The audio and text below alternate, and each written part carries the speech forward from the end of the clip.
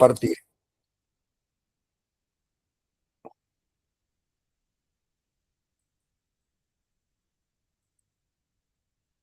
Sepan disculpar los problemas. Bueno,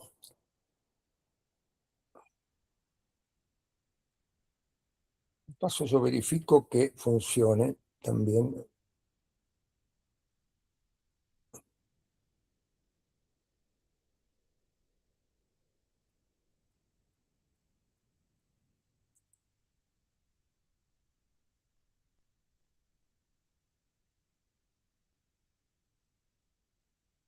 Bueno,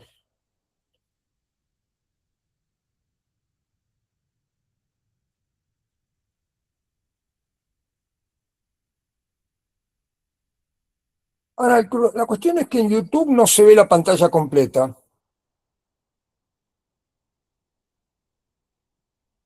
¿Puede ser?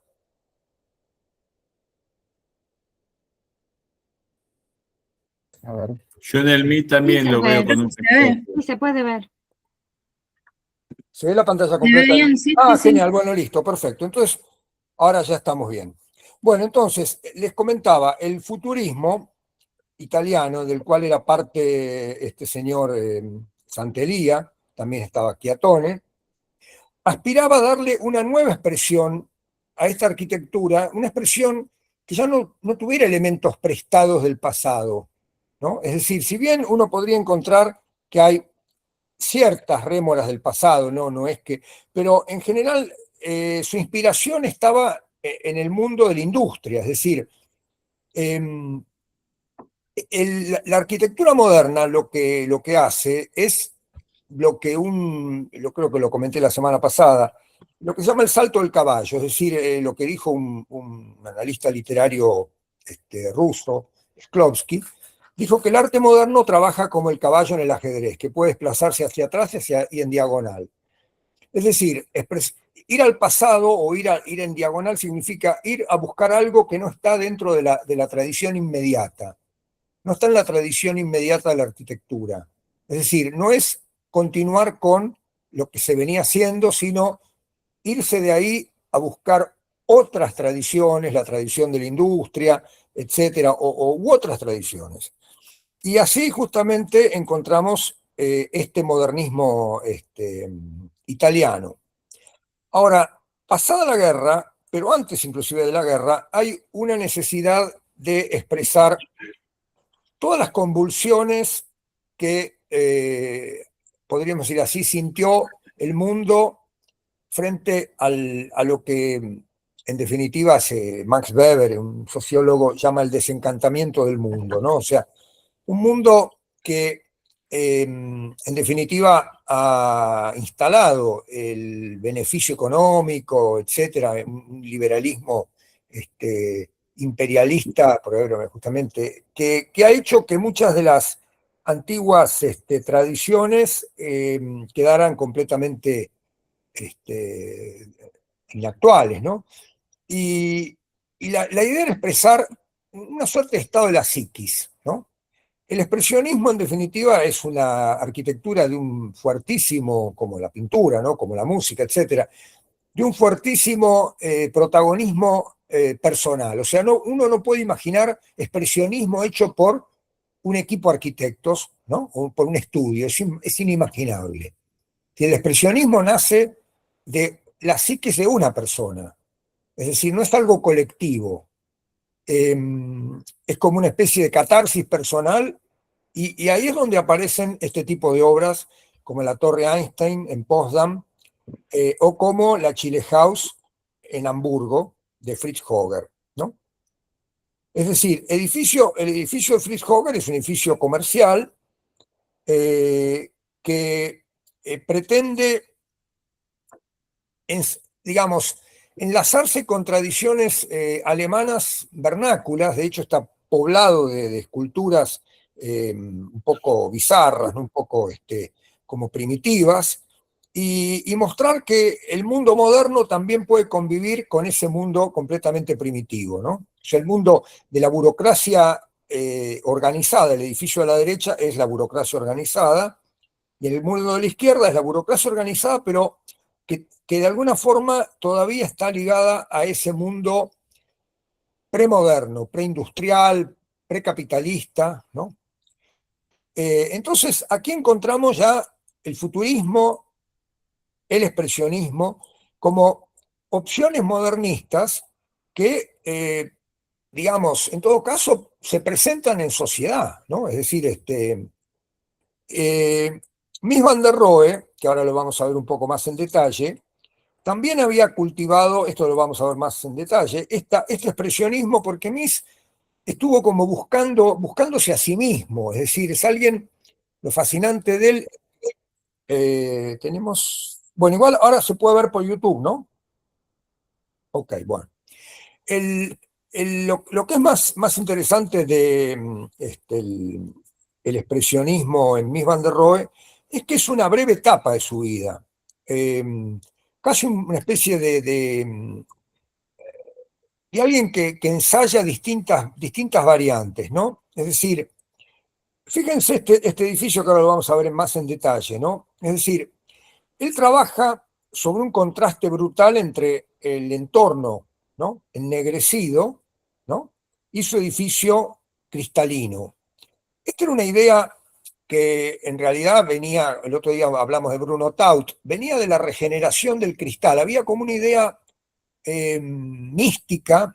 El expresionismo, de hecho, tuvo raíces místicas. Lo vamos a ver en la próxima clase con la Bauhaus, ¿no?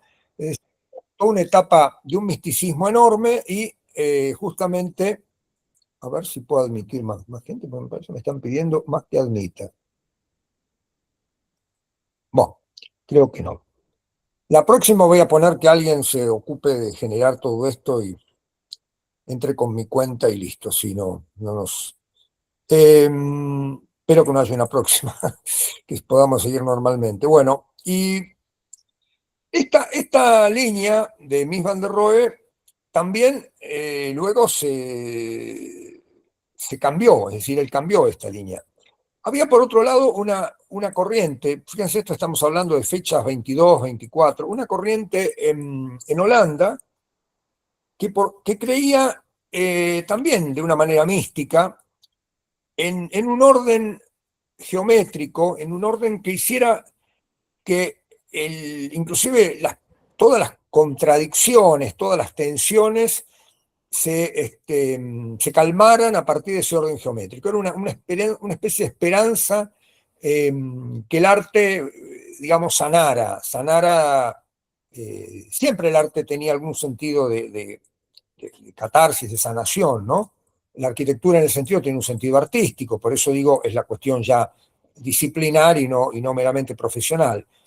Rietveld, cuando hace esta casa, que es una ampliación, pero bueno, en definitiva es una casa en sí misma, imaginaba que esta armonía de colores y que esta geometría límpida, pura, calma a su criterio, alguien podría decir que este contraste de colores no es calmo para nada, eh, iba a ser un poco el preludio de un mundo mejor en el cual inclusive el arte no hubiera, digamos, todo se iba a transformar en algo artístico, era una especie de idea casi.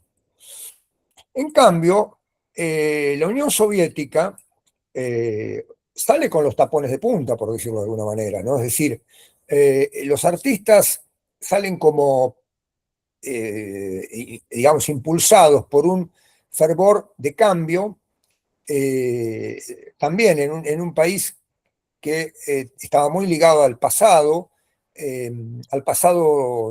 podríamos decir así, popular, pero que ese no entraba en las academias, o entraba un poco solapadamente, y sobre todo al pasado clásico, al pasado académico que había sido introducido en el siglo XVIII, en tiempos de Pedro el Grande, Catalina la Grande, y que, digamos, para el espíritu revolucionario que acompañó los eventos políticos de 1917, ¿no? de lo que fue la transformación del imperio ruso en la Unión Soviética, ese arte tenía que ser un arte de confrontación.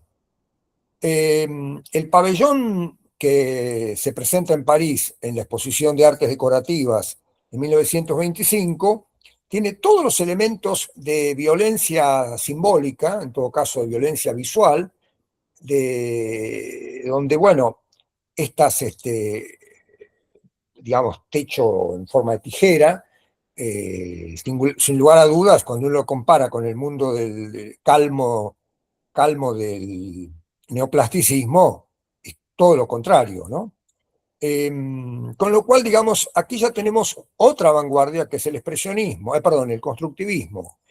El constructivismo imaginaba un mundo tecnológico, pero lo imaginaba de una manera, yo diría, tenía muchos contactos con el futurismo, pero en definitiva lo imaginaba también acompañando un, un cambio proletario, mientras que el futurismo imaginaba un cambio más vale desde arriba, ¿no? Que después terminó ligándose a los movimientos políticos del fascismo italiano.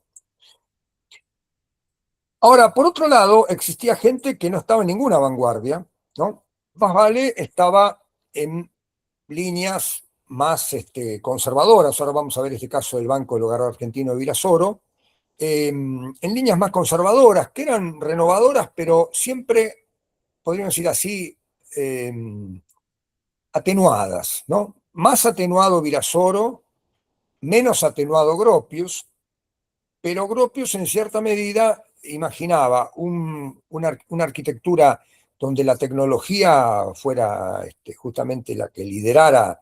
O sea, toda esta arquitectura no se puede hacer sin el desarrollo de la herrería metálica.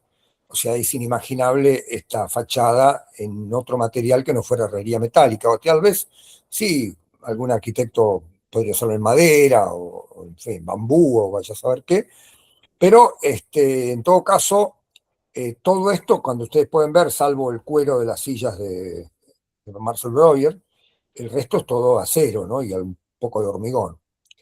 Entonces, de esto uno diría que en realidad, más que una vanguardia, es llamémosle un compromiso, ¿no? Es decir, Tafuri dijo que, Manfredo Tafuri, un historiador italiano, dijo que la Bauhaus era una especie de cámara de decantación de las vanguardias. Lo que dijo es muy interesante porque en definitiva la idea de cuando uno dice decantación quiere decir que algo se va al fondo y uno evidentemente digamos, no lo bebe, por decirlo de alguna manera, no lo emplea y lo que emplea es digamos, lo que queda en la superficie, ¿no? Al fondo se decanta todo, entonces la decantación para Tafuri, que lo usa como una imagen retórica, es muy interesante porque en definitiva la Bauhaus lo que va a hacer es calmar todo el frenesí de las vanguardias, toda esa idea un poco de cambio y de ruptura y de instalarse como la única versión, como la única verdad, porque ojo que las vanguardias no eran contemplativas, no había vanguardias que mezclaban, las vanguardias eran o blanco, o negro, o verde, o rojo, no había una especie de... O sea, Gropius en sentido orquestó estas vanguardias en una especie llamémosle, de obra en la cual tenía que todo más o menos encajar. Su misma escuela intentó hacer eso.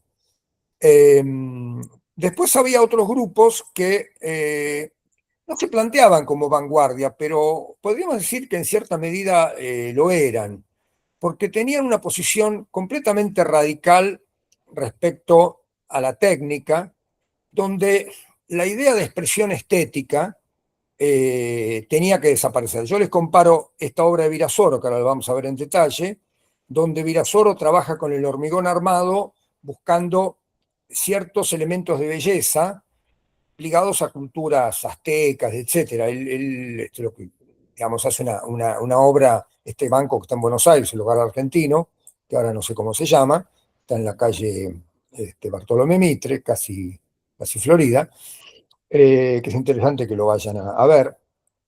Con respecto a esta escuela de Dwicker, la escuela de Dwicker, por ejemplo, los voladizos, como lógicamente se plantean en hormigón armado, desciende la sección del punto de mayor momento flector al punto de momento flector cero, ¿no? Y esto se hace de manera como digamos, respondiendo digamos, al diagrama de momentos o respondiendo sin ninguna voluntad artística, es expresando la construcción tal cual es.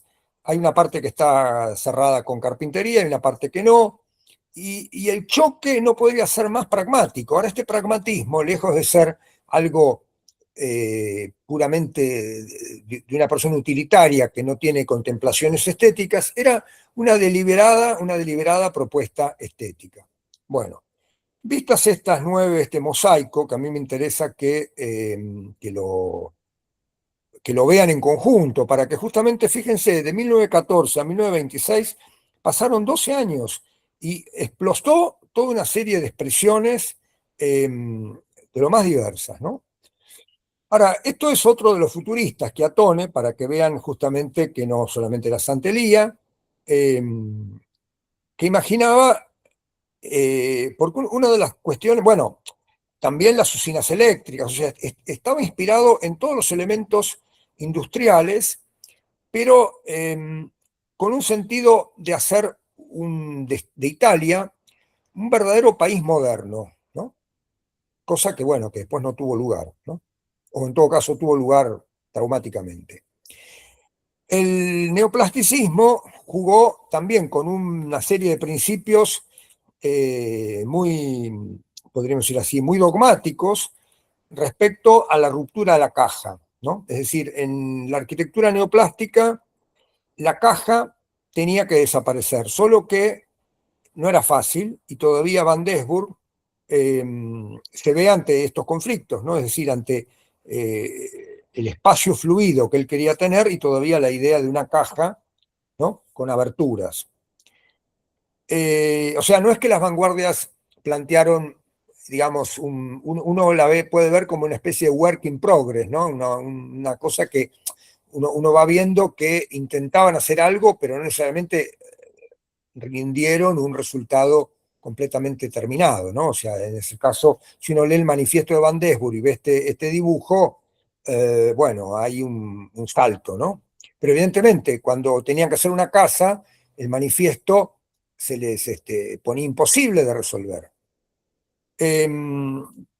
Los constructivistas que soñaban con una arquitectura fuertemente industrial, era porque justamente la Unión Soviética lo que quiere plantear es, como lo dijo Hobsbawm, el historiador inglés, una revolución industrial planificada, ¿no? Es decir, donde el Estado iba a planificar esa revolución industrial, y la revolución industrial, en lugar de ser como la que se vivió en Inglaterra, etcétera, también en Francia, en Alemania, o la que se vivió en Estados Unidos, tenía que estar planificada y tener una coherencia absoluta. El Estado apostó a esta enorme tarea de manera curiosa, ¿no? Porque, digamos, había dificultades para obtener hornos de fundición de acero, etcétera, y los compraron de manera muy solapada a Estados Unidos, ¿no? A los industriales del acero, a cambio de cuadros, como pasó con Mellon, ¿no? Que, digamos, estaba ávido de poseer un cuadro del Museo Hermitage de San Petersburgo, ya no se llamaba San Petersburgo, era ahora Leningrado, el Museo del Hermitage, digamos, para su colección, que después, bueno, se convirtió en colección pública, y lo cambió por un horno, alto horno para hacer acero, o sea, con lo cual, digamos, la Unión Soviética tenía una avidez por, digamos, industrializarse y modernizarse, ¿no? Y el constructivismo en ese sentido apoyaba esto. Y lo que es interesante es que también había un sentido social del acero, es decir, bueno, para las cosas importantes es el acero, y si no, usemos tecnologías, como pasa con el pabellón de París, es de madera. ¿Por qué? Porque se consideraba que era un gasto inútil emplear acero para algo que iba a ser desmontado unos pocos meses después de pasar la exposición, o sea, cuando termina la exposición. Bueno, hoy hablábamos del expresionismo. El expresionismo es interesante porque en realidad en Alemania es donde fue, podríamos decir así, la patria del expresionismo. Eh, Se ligó al trauma de la Primera Guerra, al trauma de la posguerra, a una posguerra de mutilados, de no la que vimos el otro día con la película Alemania Año Cero, Germania Not Zero, que fue la destrucción física del país, pero sí la destrucción moral y física de mucha gente, que desembocó en posiciones radicalizadas, algunas hacia la izquierda y otras hacia la extrema derecha, ¿no? De hecho, el nazismo es hijo de esa frustración que acompañó el final de la Primera Guerra Mundial. Y este expresionismo en realidad apeló a lo antiindustrial, es decir, apeló, fíjense, las reproducciones están hechas con grabados en madera o trabajos muy primitivos, no con la técnica más moderna, ¿no? De la litografía o las técnicas más avanzadas, sino con las técnicas más tradicionales, ¿no? De la madera, la xilografía, ¿no? La madera que está excavada para después imprimir el taco de madera e imprimirlo, que es una técnica que venía de la Edad Media. El caso es que hoy hablábamos de la Chile House, hoy yo les mencionaba estos elementos, ¿no? Primitivos, ¿no? Acá se pueden ver en los ángulos, ¿no? Tiene muchísimos por todos lados, y en una línea distinta, porque además no hay que hay una estética expresionista, es como que el expresionismo dependía de cada autor, ¿no? Mendelssohn hacía otras cosas, hoy lo vimos en el observatorio de Potsdam, ¿no? Ahora, Mies van der Rohe no era el único que estaba pensando en hacer un rascacielos expresionista. También otros autores, como Hugo Haring, que era otro expresionista, estaba pensando en algo parecido, solo que evidentemente el edificio de Mies van der Rohe no se hizo, desde ya no. Es mucho más jugado, mucho más, podríamos decir así,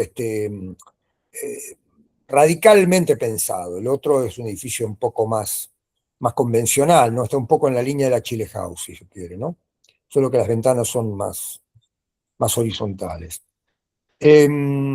Ahora, el hormigón armado en realidad no fue pensado para hacer un material moderno, fue pensado como un material que luego se le daba el uso que se le daba.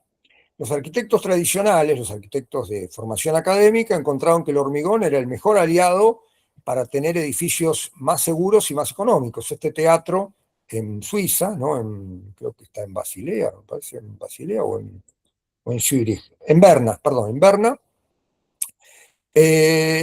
Fíjense la decoración, ¿no? La decoración clásica. Y hecho en hormigón armado, porque el hormigón armado permitía estos grandes voladizos en la sala, la ausencia de columnas, ¿no? O en todo caso las columnas estaban, digamos, retiradas, ¿no? No impedían la visibilidad de los espectadores, etcétera, pero luego iba a estar completamente decorado, como pueden ver en el corte, ¿no? Con elementos que iban a ocultar todos esos elementos constructivos, ¿no? En cambio, había otros arquitectos que imaginaron una estética, bueno, este es otro, cómo reemplazar la mansarda con una pieza de hormigón armado. Algo que va a ser Bustillo, por ejemplo, en el Casino y el Hotel Provincial de Mar del Plata y el Banco de la Nación en Buenos Aires. Va a ser mansardas, ¿no? Que en realidad son estructuras de hormigón armado revestidas en pizarra y que uno se va a creer que son las antiguas techumbres sobre una estructura de madera. Ahora, aquí aparece un arquitecto que es muy importante porque va a ser quien lo introduce a Le Corbusier en el manejo del hormigón armado, que es Auguste Perret, ¿no?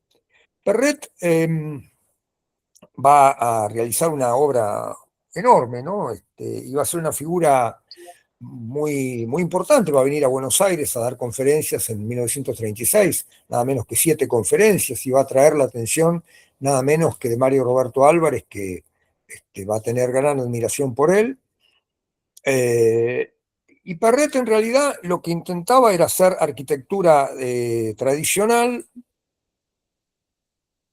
modernizada, o sea, una especie de modernidad temperada. No quería ser, como dijo Le Corbusier de él, no quería ser un revolucionario en materia de arquitectura, quería ser un continuador, o terminó siendo un continuador. Le Corbusier lo puso en su lugar, porque en definitiva escribe en 1932 un artículo en una revista que es un homenaje a Perret en vida, ¿no? Un homenaje. Y dice, él es un revolucionario en materia constructiva, pero no es un revolucionario como arquitecto, es un continuador. Ser un continuador en el modernismo no necesariamente era algo degradante. Eh, digamos, muchos optaron por esa continuidad con el pasado, por establecer lazos con el pasado. O sea, por eso cuando uno habla de modernismos, es tan heterogéneo, es imposible reducirlo, es como un caleidoscopio, es imposible reducirlo a un término común. Y pocos años después, Virasoro va a hacer este banco en Buenos Aires, que fíjense, los pórticos, en lugar de hacer el pórtico puro y duro que ustedes saben hacer en estructuras, ¿no? Con los pies derechos, estas patas, ¿no? Y el dintel, le busca todo un elemento decorativo que en cierta medida está inspirado en la estética azteca, egipcia, etcétera, de lo que se dio a llamar el Art Deco, ¿no? Que vino del nombre de una exposición de artes decorativas de 1925. Esto es una obra justamente muy temprana, es decir, que muestra esta influencia. Fíjense, él utiliza vigas Vierendel, y la viga Vierendel, que ustedes aprenden a calcular y a diseñar, tenía en los nudos estos elementos. O sea, los nudos, en lugar de estar resueltos de una manera geométricamente elemental, estaban resueltos con estos elementos estéticos. O sea, inclusive el hormigón tenía ya en el molde las formas decorativas de estos casetones, o sea, es justamente alguien que no es un innovador, Virasoro no es un innovador, ni lo quiso ser, o lo quiso ser, pero un poco de bla, bla, bla, de palabra, pero, digamos, la mano lo traicionó, o sea, en realidad el momento se puso bravucón, escribió un artículo inspirado en el futurismo, inspirado en Le Corbusier, etcétera, como para escandalizar un poco, para revolver el avispero, digamos, para agitar un poco las aguas, pero después su obra fue mucho más convencional de lo que aspiraba a ser. Y Perret, fíjense que él trabajó con la idea de la columna clásica. En este caso es una columna que al revés, que se invierte, pero es como la columna de Creta, cretense, cretomicénica, y la escalera esta, que es realmente un prodigio, porque está, digamos, prácticamente tomada acá con unos elementos, pero si no está completamente moldeada en hormigón, ¿no? En este edificio del año 37, el Palais de Iena. Bueno, pasamos a la imagen 2 y no los quiero atosigar tanto, vamos a tratar de dejar cosas para la clase que viene. Esta es la corriente, como les dije, mucho más dura, mucho más racional. Perdón, ¿qué pasa? Esta, ¿no? Acá está. La corriente más dura, esta corriente holandesa no tiene nada que ver con el neoplasticismo holandés, es una cosa que va como por un carril separado. Ellos hacen una fábrica de tabaco en Rotterdam. Fíjense acá la diferencia, Brinkmann y Van der Broek, dos arquitectos que trabajan juntos, o sea, algo que en una obra expresionista es inimaginable. Y es una fábrica de tabacos que, digamos, toda su estética, toda su expresión viene de la utilidad. Es decir, estos elementos inclinados son, digamos, la pasarela en la cual por gravedad descienden, ¿no? los atados o los paquetes para que sean empaquetados abajo y después sean trasladados, ¿no? fuera de la fábrica, etcétera, etcétera. Y esta fábrica justamente es uno de los ejemplos de lo que en su momento se llamó línea dura. En los años 80 empezaron a llamar la línea dura del racionalismo. Es una línea eh, que no quiso hacer una estética por la estética, no quiso expresar lo estético per se. Le Corbusier todo lo contrario. Él en un momento hablaba del ingeniero y el arquitecto. Decía, el ingeniero hace algo útil, ¿no? Y me satisface porque es sólido, porque es útil, ¿eh? Pero la arquitectura empieza cuando toca mi sensibilidad. ¿Cómo toca mi sensibilidad? Con elementos que ya no son puramente utilitarios. La Villa Stein, en realidad, es una obra que cuando uno la analice más en detalle, van a ver que tiene trazados reguladores, tiene una serie de elementos estéticos añadidos, como pasa en la Casa Curuchet, añadidos a la pura utilidad, mientras que esto es una versión de la pura utilidad, la de la fábrica. Y son absolutamente contemporáneos, o sea, no se pueden reducir a un punto común. En esta línea del radicalismo total está este arquitecto alemán, estos dos arquitectos alemanes, Hans Wittberg y Hannes Meyer, que hacen esta escuela que seguramente muchos de ustedes han analizado en teoría en la cátedra de Morano, seguramente, los que fueron alumnos de la cátedra de teoría de Morano, y que planteaba esta plataforma suspendida por tensores, ¿no? Que estaba inclusive el edificio con su masa, contrabalanceaba digamos, el momento volcador de la plataforma, ¿no? Que tenía dos pisos. Este edificio además era muy provocativo porque Meyer, sobre todo, era comunista y consideraba que los edificios, que el suelo tenía que ser público. Esta era una idea que se manejó en el comunismo soviético, lo van a ver con el escribanubes, o sea, los edificios que tienen que tener mínima ocupación del cero, que el cero tiene que ser público, y en ese sentido Meyer hace todo un esfuerzo para que el edificio ocupe la menor superficie posible y que se pueda liberar espacio para una plaza pública, y lo que después en su momento Vinograd llamó la arquitectura ciudad. Marcos Vinograd, un teórico y profesor acá en La Plata. Y digamos, toda la actividad estaba por arriba, estaban las terrazas del edificio, estaba en esta terraza, o sea, en la terraza en el último piso, que acá se puede ver que se puede acceder, estaban las terrazas, estas dos plataformas elevadas, y bueno, esto era justamente una línea radical que además tenía un radicalismo político, que no la tenía la fábrica Van o sea, acá había un radicalismo político definido, ¿no? Y después había como líneas más, podríamos decir así, más cool, para decir una palabra que ahora está en el boca de todos. Eh, Richard Neutra fue un arquitecto vienés que, amigo de Loos, ahora lo van a ver, Loos lo van a analizar. Neutra trabaja con un poco como Gropius, ¿no? Es decir, se apropia de todo lo que puede, ¿no? Y se lo lleva a Estados Unidos y hace casas para ricos, ¿no?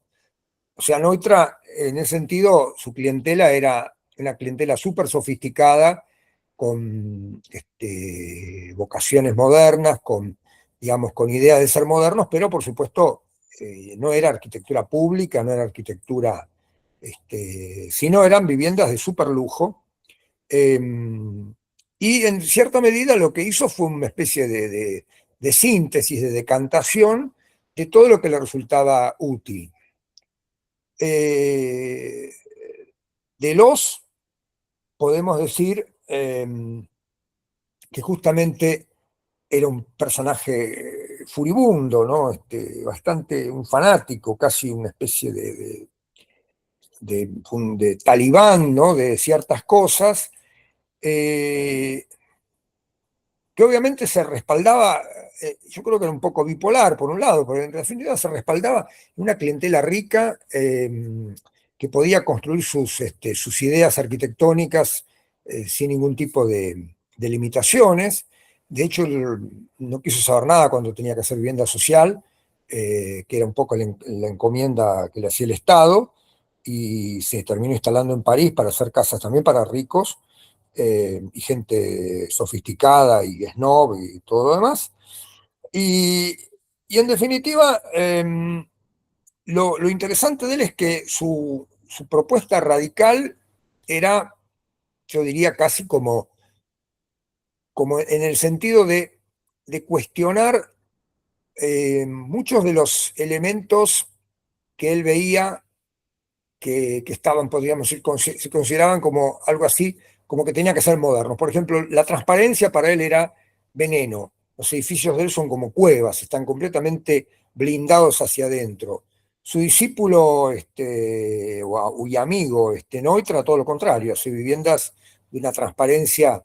Hay una famosa película, Los Ángeles Confidential, eh, con Kim Basinger, creo, que está filmada en esta casa, ¿no? No sé si alguno la ha visto, pero se utilizó para ese filme y es una casa donde justamente desde kilómetros se puede observar la vida interior de la casa, mientras que los plantea una visión muy particular, digamos, casi como los expresionistas. Los, de hecho, no podía trabajar con nadie, ¿no? Era personaje intratable, creo, ¿no? Eh, y bueno, en realidad lo que es interesante con el Monumento a la Tercera Internacional y Tatlín es que aquí hay un giro político muy importante. Este monumento todavía es una obra de vanguardia absoluta, eh, inclusive de algo tan innovador como que iban a ser 3 salas para congresos y que una iba a girar una vez por día, una vez por mes, creo, y una vez por año.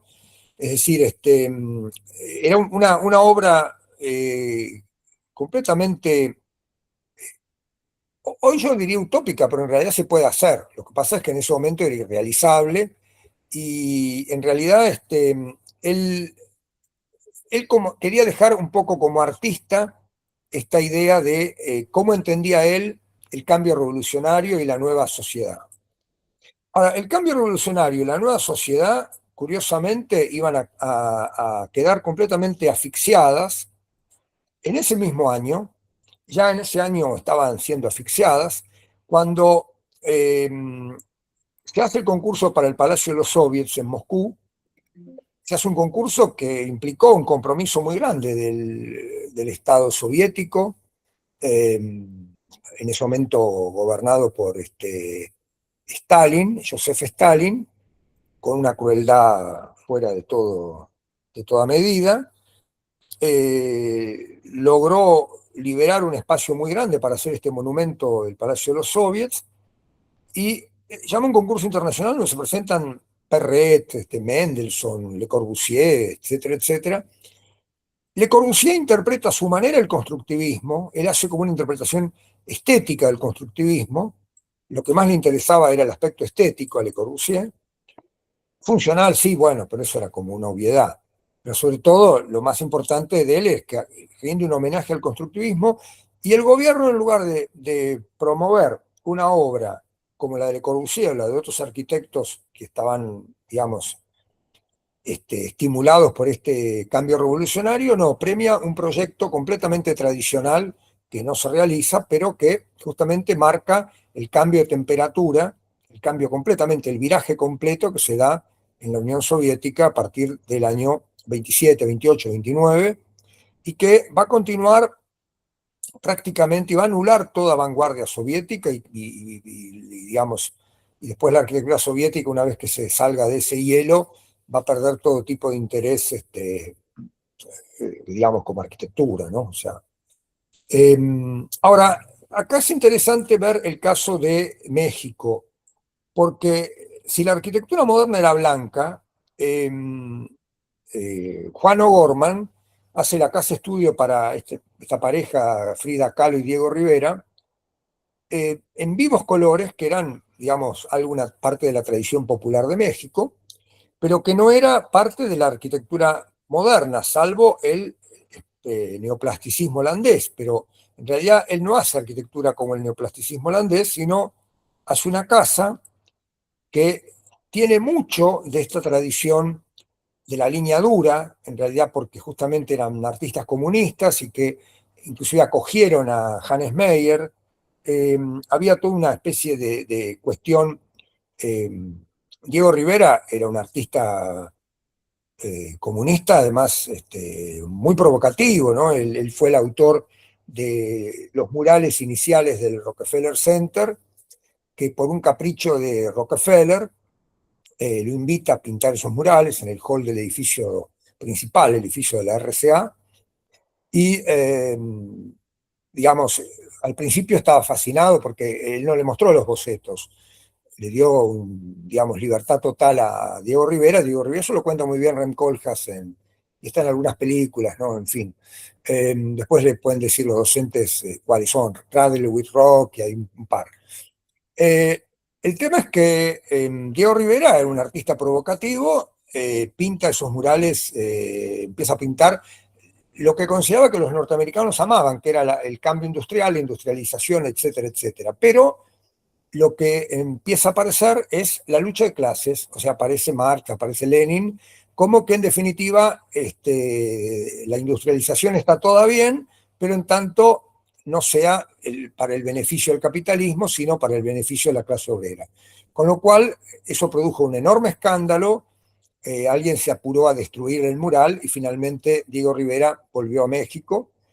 Pero digo, es interesante porque esta obra muestra esta línea dura, porque es una línea, fíjense que parece una fábrica este techo en forma de diente de sierra, se ve el tanque de agua, se ve la chimenea, o sea, en definitiva hace toda una estética de aquello que podríamos decir así, era utilitario, crudamente utilitario, pero al mismo tiempo tiene la sensibilidad de introducir el color, que era algo que la arquitectura moderna en general, por una cuestión de puritana, completamente puritana, lo había eliminado, ¿no? Y el tema interesante, y con esto vamos a ir cerrando este mosaico, es que cuando Le Corbusier lo invitan a hacer una casa en Chile, él, en lugar de hacer una casa maquinista, como era lo que había pregonado en esos años, o sea, venía pregonando en esos años, prácticamente el libro Hacia una arquitectura es de 1923 y él pregona la arquitectura maquinista y habla permanentemente de que el edificio tiene que ser como un auto, etcétera, etcétera. De pronto también pega un giro. Por eso es interesante esta cuestión de los giros modernistas. Él hace una casa en piedra, troncos, ¿no? Materiales antiguos, podríamos decir así, tradicionales, demostrando que se puede ser moderno sin necesidad de utilizar materiales de tecnología de punta, ¿no? O sea que la modernidad no pasa por el proceso de modernización, o el modernismo, perdón, el modernismo no pasa por el proceso de modernización. Uno puede, digamos, utilizar materiales tradicionales y ser modernista. Bueno, bueno, una más. Les puedo mostrar un mosaico más y después pasamos a unos ejemplos de Mies van der Rohe y Gropius, etc. El hecho es que entre estos modernistas que estaban un poco a caballo de la tradición y de la modernidad estaba Julio Vilamajó, que hace su casa en Montevideo y hace la Facultad de Ingeniería, entre otras obras, hace muchas obras en Uruguay, que en cierta medida toma elementos de Perret, toma elementos del modernismo austríaco, de la secesión vienesa, que la otra vez vimos, Otto Wagner, etc. Con lo cual, digamos, Vilamajó basculaba entre la planta de esta casa, tiene mucho que ver con las plantas de los dúplex o triplex de Le Corbusier. Y bueno, un arquitecto como Asplund, que había hecho arquitectura completamente en una línea tradicional, la biblioteca de Estocolmo, el crematorio del Bosque en Estocolmo, etc., de pronto le toca hacer una exposición y entiende que Suecia se tiene que poner al día, que no puede seguir ligada al pasado. Suecia hizo un enorme esfuerzo. Es interesante cuando uno mira la película, ¿cómo se llama? Un verano, la de Bergman, un verano con Laura, no, un verano con Mónica, un verano con Mónica, una película del 52, muestra que Estocolmo todavía era una ciudad muy, muy tradicional, ¿no? Con animales que pasaban por la calle, con una vida muy tradicional.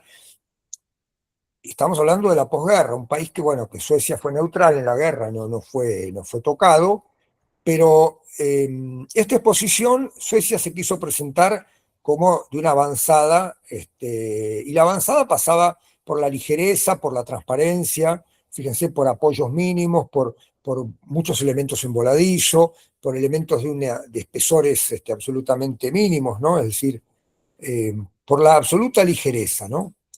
Es decir, con lo cual, digamos, muchos arquitectos viran hacia un lado o hacia el otro. Algunos que eran muy tradicionales, como Asplund, vira hacia un modernismo radical, etc. Y en Estados Unidos, que era donde el rascacielos, hoy les decía al inicio, había sido ultra pragmático digamos, y revestido en cualquier forma del pasado, caóticamente, a querer ser algo orgánico con Sullivan, y no tener demasiado eco, y finalmente ser un poco fagocitado por la tradición clásica que lo metió en orden y lo metió en caja. De pronto aparecen estos dos arquitectos y en el año 32 producen este edificio en Filadelfia, que rompe con todo. Fíjense, acá están los vecinos tradicionales, rompe con toda la tradición y hace un edificio absolutamente de ventanas corridas, de volúmenes encastrados sin un sentido clásico, sino una juxtaposición de volúmenes, etc. Y esto es justamente lo más interesante, en el caso de Estados Unidos, que empieza digamos, a despabilarse, ¿no? Poco a poco, y a ponerse al día de lo que estaba pasando en el mundo, ¿no? O sea, inclusive en Buenos Aires, ¿no? En Italia, el futurismo devino en esta arquitectura moderna, pero con muchos elementos del pasado clásico, ¿no? Terragni, en ese sentido, también apela a trazados reguladores, apela a un orden formal que no necesariamente era totalmente vanguardista, como había sido el futurismo, sino que, sobre todo más que en esta obra, en el monumento El Danteum, ¿no? El que no se hizo. En Buenos Aires, por ejemplo, los rascacielos, que fíjense son prácticamente contemporáneos al que vimos en Filadelfia. No, en realidad aquí hay una fascinación por el rascacielos Art Deco, concebido desde un punto de vista clásico, y el Cavanagh en ese sentido, más allá de toda la tecnología moderna desplegada, todavía tiene, como modernismo, es un modernismo muy, digamos, muy conservador, ¿no? Es decir, en ese sentido, el edificio de la Philadelphia Saving Foundation, etcétera, es absolutamente radical al lado del edificio Cavanagh, ¿no? Vilamajó, como les dije, hace una especie de Bauhaus a lo Perret, es decir, hace un edificio que es un híbrido interesante, donde la falta, en todo caso, de síntesis, yo creo que es lo que está mostrando es lo difícil que era ser sintético en el modernismo, ¿no? No era para todos la bota de potro, como dice Guiraldes en Don Segundo Sombra, ¿no? En ese sentido, Brasil, sí establece un modernismo coherente, de una potencia enorme, que sí tenía relaciones con el mundo clásico, sí tenía. El Ministerio de Educación la tiene, los pilotís estos tienen un sentido clásico. Cuando uno los atraviesa parece que fuera los propilios de la Acrópolis de Atenas. Eh, digamos, tiene toda una lógica moderna que inclusive eh, toma, es decir, lo que hace Brasil es fagocita todo lo que había, inclusive a Le Corbusier, y crea el parasol que después Le Corbusier va a emplear, el brise soleil, que en este caso es un brise soleil regulable, que se puede, digamos, girar para cambiar el ángulo. Y lo más interesante es que, en definitiva, esta arquitectura brasileña va a ser la más coherente expresión de modernismo fuera de Europa, inclusive mucho más adelantado que Estados Unidos, ¿no? O sea, va a estar Europa y Brasil. Wright era un lobo solitario, era una especie de, ¿cómo se dice? Eh, sí, el lobo estepario, era un lobo estepario, como dijo, ¿cómo se llama? Hermann Hesse. Era un tipo que vivía un poco, se había alejado, inclusive se había alejado de Chicago, estaba en Italia, en el medio del desierto, construía casas maravillosas, ¿no? De una síntesis creativa notable, para personas de clase media, en este caso, media alta, ¿no? Yo diría media acomodada, pero pensadas para, digamos, eliminar todo el servicio doméstico, es decir, cosa que después de la crisis del 30 hay toda una renovación y que después se va a agudizar con la entrada en la Segunda Guerra Mundial, donde ya no, digamos, el servicio doméstico desaparece prácticamente. O sea, todo el mundo va a empezar a trabajar en la industria armamentística y en la industria, ¿no? Y en Europa, y con esto termino este mosaico, pasa también que antes de la guerra, España tuvo un maravilloso brote de modernismo eh, que fue abortado poco después por el inicio de la guerra civil, y sobre todo más que nada que el inicio de la guerra civil, yo diría por el final de la guerra civil, cuando el franquismo toma el poder, y esta arquitectura fue considerada lo que los españoles dicen eh, roja, ¿no? Roja significaba comunista, y para el franquismo, que justamente era la némesis del comunismo, la antítesis del comunismo, eso era veneno. De hecho, estos arquitectos emigran, Esther se va a Estados Unidos, que no necesariamente era rojo, ¿no? O sea, eran liberales en todo caso, pero hacían una arquitectura que el franquismo condenó abiertamente.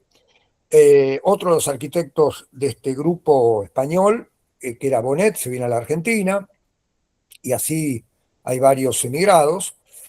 Este pabellón es muy interesante porque es el pabellón 1937, donde los grandes estados estaban, como la Unión Soviética, como la Alemania nazi, tratando de mostrar, y otros países, estaban tratando de mostrar el poderío, y España se presenta en plena guerra civil con la ciudad de Guernica bombardeada, y presenta este pabellón prácticamente para mostrar el cuadro de Picasso, ¿no? El Guernica, que ahora está expuesto en el Museo Reina Sofía, para mostrar los horrores de la guerra, ¿no? Es decir, de nuevo, como Goya cuando mostró los horrores de la guerra napoleónica, acá había que mostrar los horrores de la guerra civil, y hace un pabellón de una absoluta, uno diría, no es el modernismo radical holandés, hay una elegancia en las proporciones, hay un sentido de las alturas variadas, hay un sentido estético, pero está resuelto, yo diría, con palitos, ¿no? Para decirlo de una manera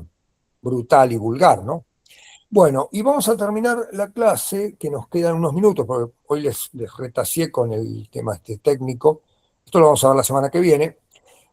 Esto fue el think tank de la arquitectura moderna, como dicen ahora, ¿no? El estudio de Peter Behrens en Berlín.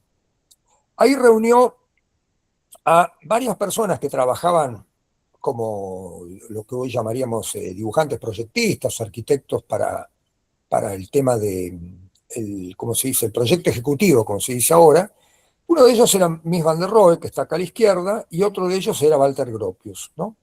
El estudio de Behrens era en ese momento uno de los estudios más importantes en Alemania, porque estaba ligado a la empresa de electricidad AEG, que era en ese momento una empresa impresionante, ¿no? De una potencia económica.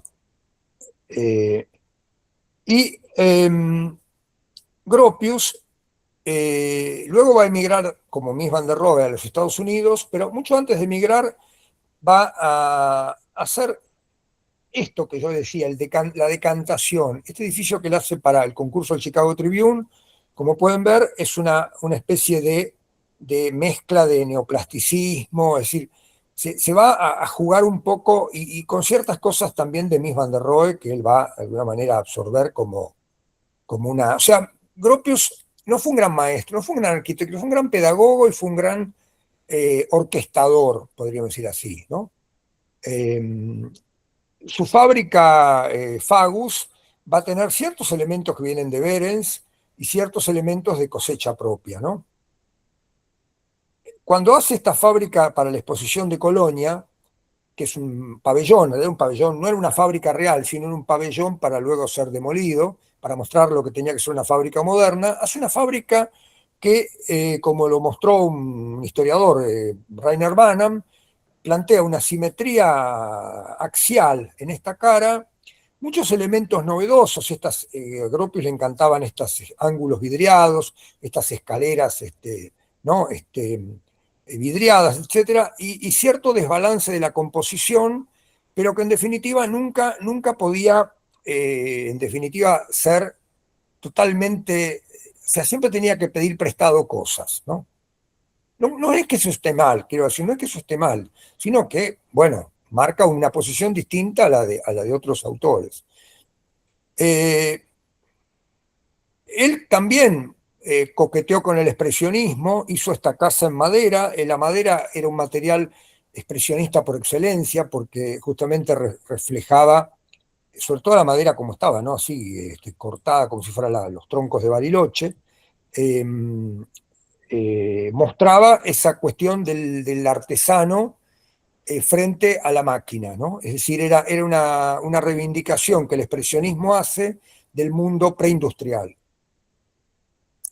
Pero también hace este zigzagueo, que uno diría parece de Zaha Hadid, pero no, era de Gropius, en este monumento a los caídos bueno, en la revolución que llevó a la caída del imperio, que acompañó a la caída del imperio alemán, donde jugó con el expresionismo de una manera estética, ¿no? Es decir, también obviamente se inspiró en otros autores, ¿no?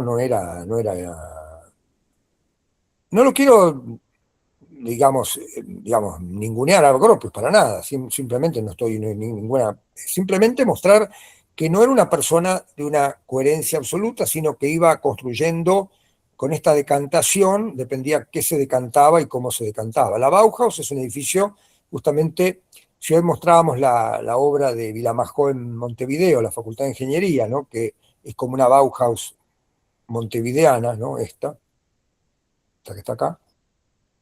Bauhaus montevideana, muy interesante de ver si ustedes van a Montevideo, que la visiten, es bueno que la visiten. Y esta no, esta pretende ser mucho más radical y pretende algo que es muy interesante, que es la cuestión de la transparencia, lo que después se habló de la transparencia literal y fenomenal. Hay transparencia, digamos, que uno, bueno, ve a través de los vidrios, ve otra cosa y ve otra cosa y ve otra cosa, pero también hay un sentido de volúmenes que no los vemos, pero los vemos. O sea, nos empezamos a imaginar cómo se verían en su totalidad en esta cuestión casi fenomenal, ¿no? Fenoménica, porque son edificios que necesariamente los tenemos que recorrer para hacernos una idea de cómo son, ¿no? No, si no es imposible. Gropius también va a apuntar, esto es el proyecto, diría, no realizado, pero más interesante de Gropius, que es el teatro total, inspirado por un director de teatro, Erwin Piscator, radical, obviamente de ideas radicales, crea un teatro en el cual el público estaba en el centro y había o un escenario tradicional o también el público, digamos, los actores envolvían al público, ¿no? A través de todo un sistema de pasarelas. Es decir, este teatro luego fue obviamente fuente de inspiración para numerosos proyectos posteriores, ¿no? Fue tal vez para mí lo más originario, original de Gropius. Realmente una obra formidable, ¿no? Inclusive este sistema de tetraedros que después Buckminster Fuller va a desarrollar. No sé si no los desarrolló primero Gropius antes que Buckminster Fuller. Behrens tenía un clasicismo inocultable, ¿no? Sobre todo cuando se trataba de edificios institucionales. Esta es la embajada alemana en San Petersburgo, realizada antes de la Primera Guerra Mundial, cuando todavía Alemania era el imperio alemán y Rusia era el imperio ruso. Ha sobrevivido a todo, a las guerras, a lo que fuera. Y ahí trabaja Mies van der Rohe. Mies van der Rohe es la mano derecha de Behrens para este edificio, con lo cual Mies van der Rohe quedó impactado por esto, pero también quedó impactado por la Bolsa de Ámsterdam, que la vimos la semana pasada, y también quedó impactado por Frank Lloyd Wright. Ahora, ¿cómo haces una síntesis entre el clasicismo de Behrens, la Bolsa de Ámsterdam y Frank Lloyd Wright? Yo creo que debe haber tenido unas cuantas noches de insomnio, porque en definitiva lo interesante de Mies es que va y viene, bascula, va y viene con el clasicismo, y no por una cuestión puramente pragmática, sino porque evidentemente era algo que tampoco lo negó. hace esta casa interesante en 1914. Digo interesante ¿por qué? Porque en realidad el frente no tiene nada interesante, pero sí tiene algo interesante la espalda. Él plantea una deliberada asimetría en la espalda. La planta de por sí es asimétrica, ¿no? O sea, es simétrica, aparentemente simétrica, pero muy asimétrica en la organización interna.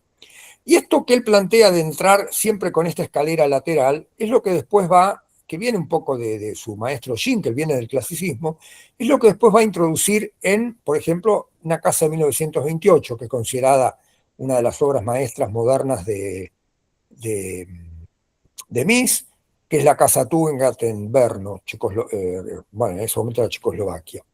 Pero también va a volver sobre estas tradiciones clásicas. O sea, no es que Mies, digamos, o sea, esta obra es de 1926, cuando esta obra es de 1928, 27, o sea, en definitiva va a bascular entre una y otra, ¿no? Y el expresionismo de este edificio, también son lo que hoy vimos, ¿no? Una de sus pecados de juventud, porque después lo va a abandonar completamente, ¿no? Y sí es interesante porque va digamos, del neoplasticismo y sobre todo de Wright, va a tomar esta apertura de la planta. Eso sí va a ser algo que Mies va digamos, a continuar. Y también en esta cuestión radical se va a acercar a los proyectos como el que vimos hoy de la Escuela de Ámsterdam o los proyectos de Hannes Meyer, a este radicalismo completamente pragmático donde, fíjense, las ménsulas son las ménsulas que dice el ingeniero cuando la calcula y dice que la sección en el extremo del voladizo es menor que la sección, o tendría que ser menor a la sección en el apoyo, bla, bla, bla. Va a ser un edificio donde justamente plantea este radicalismo total y uno se pregunta, bueno, pero es parte de alguien que se está buscando a sí mismo, y después lo vamos a ver cómo encuentra una salida para todo eso, ¿no?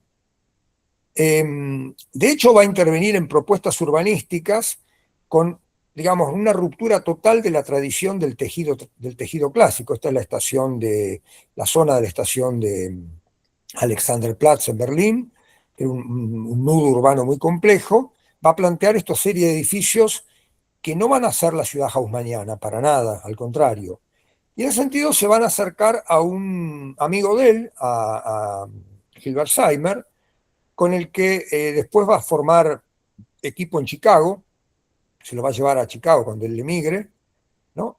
Aquí se los ve juntos, y que va a ser también, Hilbersheimer es un radical absoluto, es decir, es alguien que va a imaginar una vida, yo diría como lo que dice Musil, una vida sin atributos, ¿no? Es como una vida, fíjense, los personajes, ¿no? Son siluetas, es de una inhumanidad, ¿no? Es decir, todo es de una inhumanidad.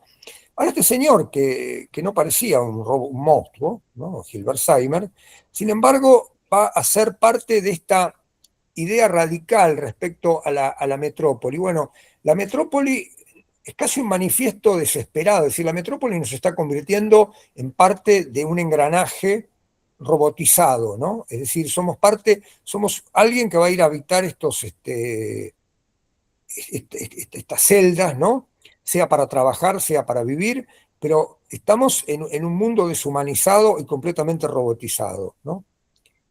Algo que Mies no compartía para nada, pero bueno. Y para terminar, quiero cerrar con el otro radical que es Hannes Meyer. Hannes Meyer, fíjense el aspecto, ¿no? O sea, Mies van der Rohe era un gran burgués, ¿no? Fumaba sus famosos habanos, etcétera. Y, y Hannes Meyer era una zeta absoluto, ¿no? Es decir, alguien que estaba obsesionado, gustaba que lo retrataran como acá, con un tablero de dibujo, con y que imaginaba esta vida, ¿no? Completamente ascética, ¿no? Es decir, donde solamente había un fonógrafo, algunas cosas, pero mínima, ¿no? Es decir, completamente alejada del lujo, ¿no?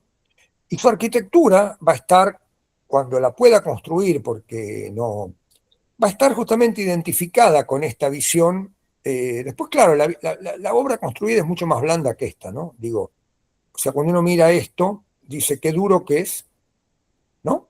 Y después cuando está construido, de pronto puede ser un poco más grato, porque en realidad Hannes Meyer tenía una visión, yo diría casi más, a pesar que él decía que no le interesaba lo estético, le interesaba. Eso le interesaba. Bueno, con esto termino, es interesante porque él planteaba los edificios como un objeto útil, ¿no? La escuela, el Palacio de las Naciones, y Le Corbusier, para la misma época, lo imaginaba a la manera clásica como un objeto en el paisaje. Este es un proyecto de un alumno de l'École des Beaux-Arts, y este es el proyecto de la Sociedad de las Naciones de Le Corbusier, ¿no? Que no gana nadie, ninguno de los dos lo gana, pero que en definitiva lo que nos está mostrando es esta radical diferencia entre los dos, entre alguien ligado a una visión estética y alguien que voluntariamente la desechaba. Bueno, vamos a tener que cerrar. Yo les diría las preguntas, me gustaría que la semana que viene me las plantearan. Yo con esto voy a terminar la clase, va a quedar grabada, después la vamos a subir a las redes. Disculpen todas las desprolijidades que pueda tener. Y bueno, y nos veremos la semana que viene. Pues, bueno, Edu. Bueno, Muchas gracias, profesor. no, por favor. Bueno, entonces yo acá detengo la grabación